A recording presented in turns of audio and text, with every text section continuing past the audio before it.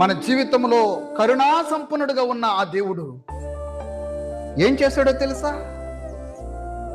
ఆయన ధనవంతుడై ఉండి దరిద్రులమైన మనలను ధనవంతులుగా చేయడానికి మన దారిద్ర్యం అంతటినీ ఆయన భరించాడు. మన కొరకై ఆ సర్వ సృష్టికర్త అయిన దేవుడు, నిత్యము ఆరాధించబడుతున్న దేవుడు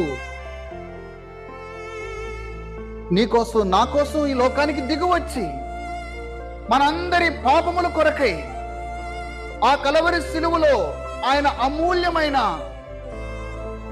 రక్తము ద్వారా మనలందరినీ, మన పాపములన్నిటినీ కడిగివేసి మన కొరకు మరణించి సమాధి చేయబడి 3వ రోజు తిరిగి లేచడం ద్వారా మనకు గొప్ప రక్షణను ఆయన అనుగ్రహించాడు. అంతేకాదు, నేను మళ్ళా వస్తాను మీ కొరకు,